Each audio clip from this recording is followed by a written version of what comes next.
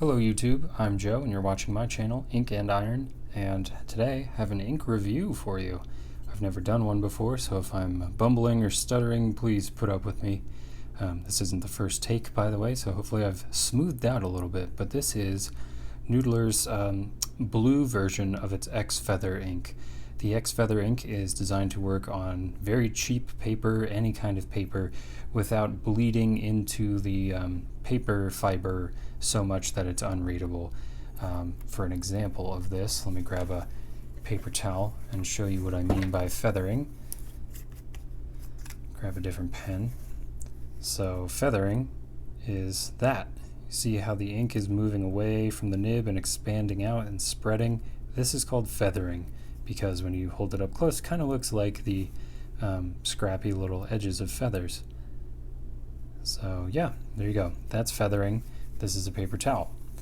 So obviously paper towel is going to feather basically no matter what. So without going into too much of the history here with Winston Churchill, Dwight D. Eisenhower, you can look for yourself. Pause it if you want. Comes in a 3-ounce bottle.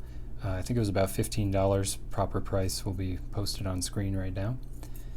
But yeah, pretty nice blue, kind of a royal blue, and filled to the absolute brim.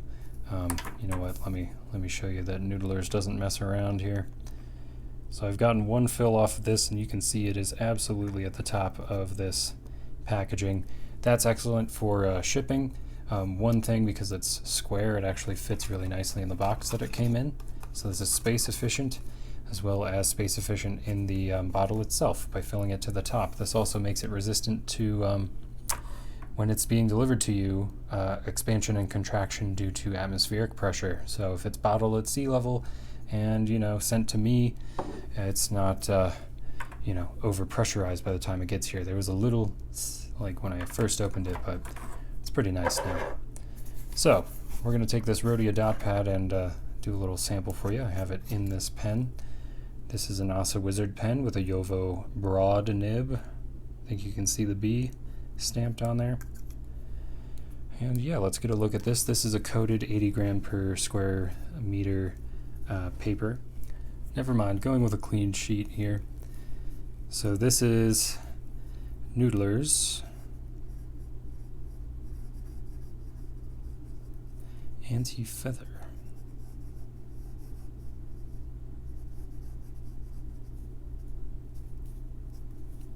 Blue. This is Bulletproof, and we will test that out. I'm not going to do a chromatography. There's enough people that do that my amateur efforts won't be wasted here. It does seem to work well. Doesn't feel like an especially wet ink. Let me see. Are we getting any? No shine. Oh, there we go. Okay, it's not totally dry yet. You can see how glossy it is right around here and then right down here. So it is smearable, it appears. Oh yeah, this is a very wet nib, so that has something to do with it. As I said, it doesn't feel wet, it feels rather dry, so I'm assuming that has to do with the anti-feather nature of this. So, Rhodia is a pretty easy thing to test it on. So let's go ahead, and this is a top flight, just cheap run-of-the-mill notebook that I got at a Kroger grocery store. Probably. That's where I did most of my shopping in college. And yeah, it does seem to hold itself up on this cheaper paper. There's just a touch of feathering. But overall, that's pretty good performance. Let me switch to, this is a Colorado Pen Moonstone ink, and this is basically an identical pen. So let's not think too hard about it and just write some lines. So I think side by side you can see the effect that the anti-feathering has on there. Definitely keeping it more contained than the Moonstone ink. Yeah, let's see. This is a piece of blotting paper. This is used to blot up excess ink out of pens, so this is perfect. do a couple of lines of the moonstone, a couple lines of non-feather blue. Okay, this is a real test right here. Really zaps the color out of it to write it on pink. Okay. I mean, they performed about the same on that. I wouldn't expect them to perform well. This is almost like, you know, toilet paper or something. Okay, so, I don't know. This ink seems alright. It is sort of a deeper royal blue, a little bit of shading to it, even on cheap paper, which is surprising. Let's bring in another type of paper. How about copy paper? Okay, we have the ghost of some old notes on here. So, Noodler's, blue, anti-feather.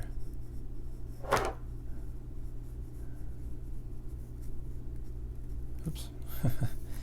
Okay, really lay it on there.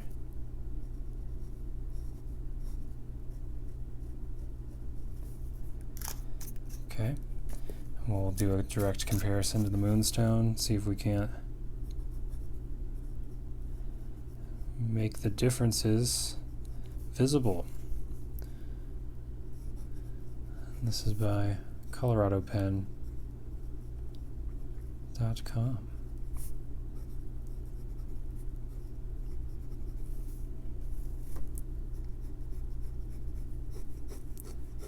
Although overall has been a very reliable ink, so not entirely sure if this will be a great demo. Yeah, no, they perform about the same. Alrighty, well, let's do a torture test. Let's run some water over this and then check the results. Okay, this is going to be our test.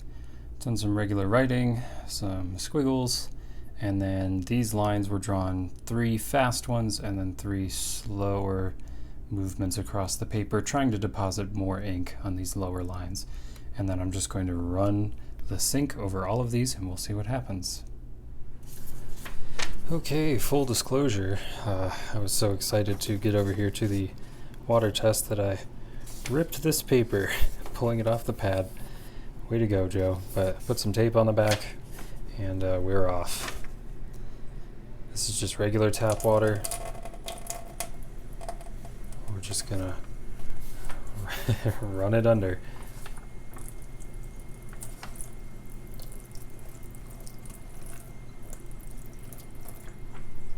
Okay. By the way, the ink was fully dry. Okay. Now we need to let this page dry out and then we can figure out what happened. I may have to wet the back so it's not quite as super curled. Loosen up. There we go. Alright, we're going to dry this out.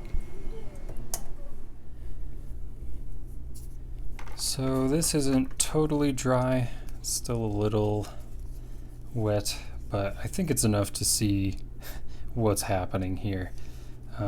Very clearly, only where the heavy ink flow was remains, really, with the Moonstone by coloradopen.com. The Noodler's Anti-Feather, though, it is bulletproof, and it is not lying. It is totally water resistant. Let's check the backside. Oops, sorry. Didn't mean to slap you around. It actually didn't even bleed through the paper as much as the Moonstone did. Now, that could have something to do with me being heavy-handed over here, of course, but yeah, show through, not bad, even after being literally run under the sink. So, yeah, I'd say overall the Anti-Feather Blue is pretty nice. It definitely resists feathering on a variety of papers. Here's that very cheap Top Flight paper again. And Top Flight, if you're wondering, is like this, you know, old school basic college brand. That's what I'm talking about, the cheapo paper that you buy at the grocery store. So it works on that, and works on this, looks the same, and then is totally water resistant. So way to go, Noodlers. Another good one for the collection. And pretty cool bottle. I do like the pictures and the historical context that a lot of these inks get. If you don't follow Noodler's Ink, you should. They have literally hundreds of inks, all different kinds. And yes, they do get political from time to time.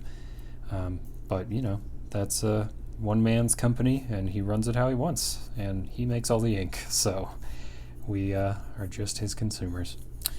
All right. I'll drop a link in the comments in the description rather, of where to get this ink. I got mine from vannespens.com, and it will come to you in a little Noodler's ink box with some of the hand-drawn artwork that's on here as well. Very cool. Yeah. All right.